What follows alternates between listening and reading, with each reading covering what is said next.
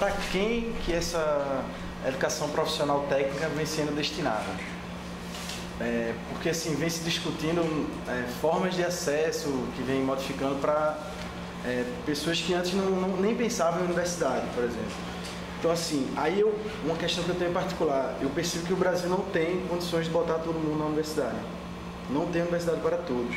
Então, se essa educação profissional técnica não é destinada para o pessoal que tem um nível social, vamos dizer, mais baixo, para que ele não almeje a universidade logo. Até porque a gente tem percebido que essa educação profissional técnica faz com que eles queiram depois chegar na universidade, mas em certo nível freia um pouco a sair do médio e vou para a universidade, porque ele tem um técnico, tem uma experiência para ir trabalhar e tal. O Lucas vai trazer uma coisa que talvez seja uma questão central na nossa conversa. Afinal de contas, para quem, só curiosamente, para quem é esse ensino técnico? Porque houve uma época, e vai ser fácil dialogar também aqui em algumas coisas que eu trouxe para vocês, houve uma época que a gente achava que a educação profissional era para os pobres e o tal famoso propedêutico era para a classe média. A Cássia Coelho vai trabalhar com um conceito, uma categoria super interessante, porque ela chama, ela entendeu que havia tido um dualismo invertido. Tem razão, vou comentar sobre essa ideia dessa categoria do dualismo invertido, e que eu acho que é uma coisa interessante da educação profissional. Para quem ela está servindo, quem é que está sendo entendido e onde, acho que é um diálogo bacana para a gente fazer aqui e vamos fazer. A educação profissional, depois de indas e vindas, ela foi configurada com 3 tipos de programas e ações: a formação inicial e continuada ou qualificação profissional. Aí tem uma curiosidade, ela não está associada a qualquer nível de escolarização. Então eu posso falar em qualificação profissional desde um doutor, um pós-graduado, pós-doc. O cara pode fazer uma qualificação também, isso é possível. Como quem está lá no ensino fundamental, a educação infantil não dá para brincar disso. Tem gente que quer, daqui a pouco tem gente que quer fazer.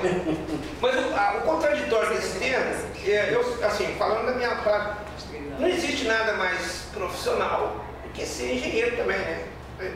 Educação profissional, dando meu exemplo pessoal, o que é engenharia? É educação profissional.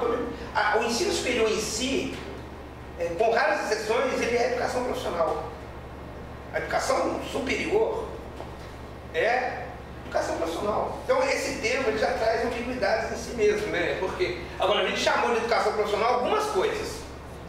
Essa tal da qualificação, que a gente da qualificação profissional não foi no caminho da escola, ele veio de uma outra origem, ele veio da qualificação dos trabalhadores no trabalho, e ela vem de uma outra história. Ela não cruza com a história da gênese da luta pela escolarização, e ela vai se encontrar na lei brasileira. Vamos ver onde que ela se encontra, quais os dilemas que ela viveu. Então são 2 caminhos diferentes que elas vão em algum momento se encontrar. E ela foi incluída numa lei da educação, mas tem difícil diálogo. A qualificação profissional, ela tem vários aspectos, atores, formatos, né?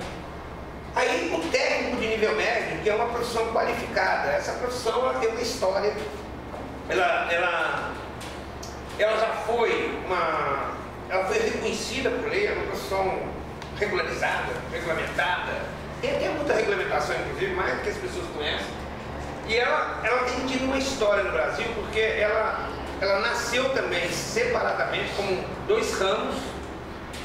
Depois ela vai conseguir se aproximar, ela ser reconhecida como uma educação básica também.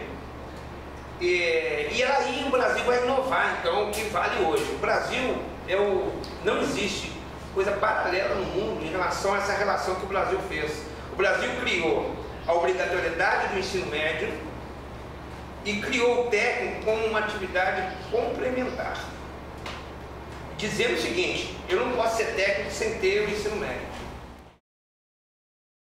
A minha dissertação foi defender a concomitância entre a escola pública estadual e a federal. Essa é a minha defesa. Eu acho que eu tenho defesa suficiente para dizer o seguinte: nós temos que esse público, eu defendi que fossem pessoas mais velhas fazendo a concomitância, sou defensor disso também. Mas assim, você excluir a possibilidade de que a rede federal, por exemplo, atender os alunos da escola estadual, eu acho que é um equívoco para quem se está servindo. Em termos de concepção, uma discussão, mas tem algo além da concepção teórica que a gente precisa atender na realidade brasileira? Eu acho que tem. Eu sou defensor de uma concomitância, depois eu posso deixar uma apresentação para vocês aí do que eu estou defendendo de concomitância. Do que eu estou defendendo de articulação entre escolas. Como é que você faz um projeto pedagógico interinstitucional? Essa é a defesa. Até porque nós fizemos, o Cefet, por exemplo, fez uma escola estadual dentro dela e gerou o Colégio Estadual Horácio Macedo, que eu convido vocês a conhecer. É uma escola de concomitância, mas vai ver o que aconteceu com a meninada.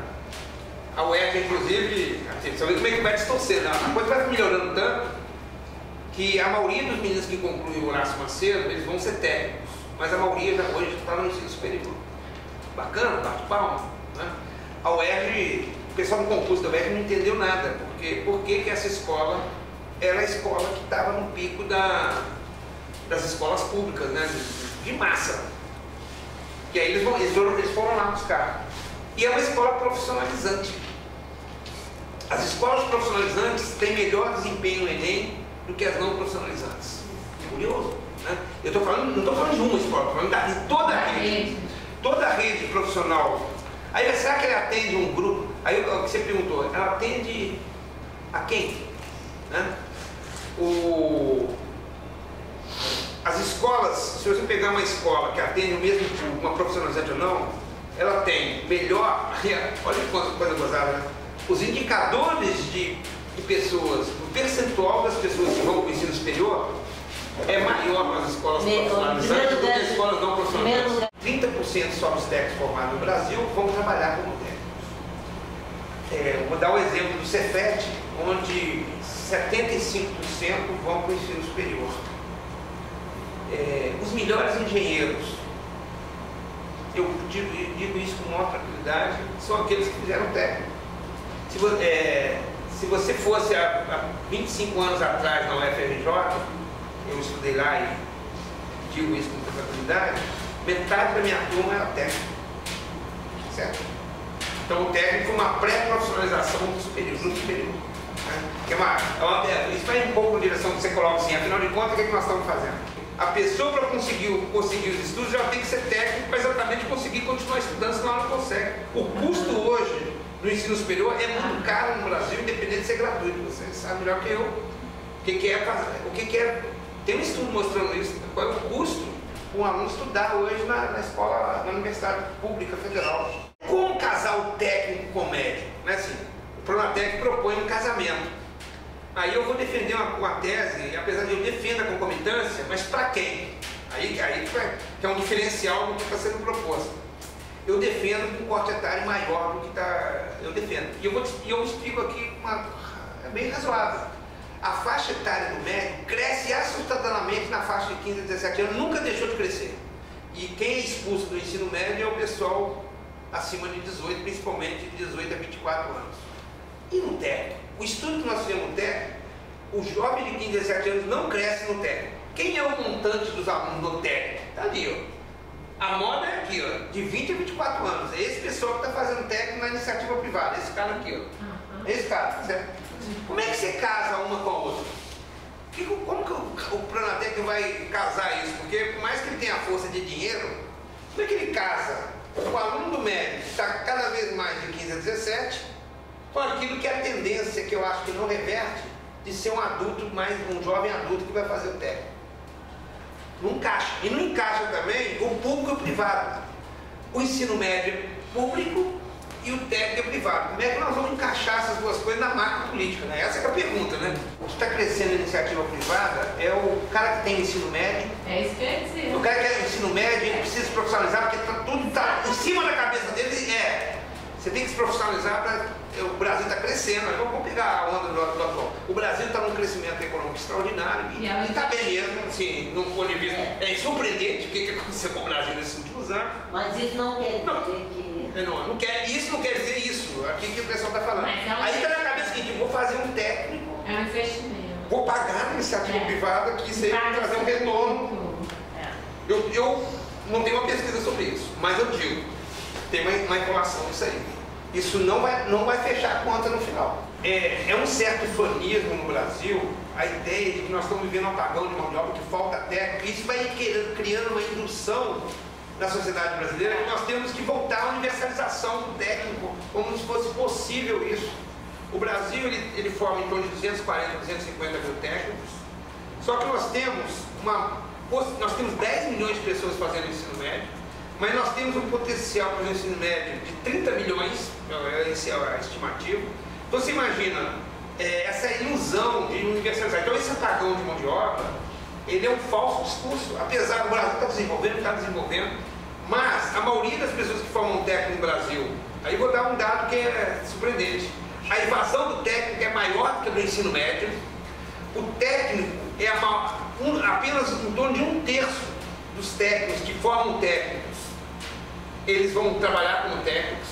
Então tem algo estranho nessa coisa, né? Achar que isso vai ser a solução sem resolver determinadas questões estruturais da sociedade brasileira, inclusive a carreira de técnico.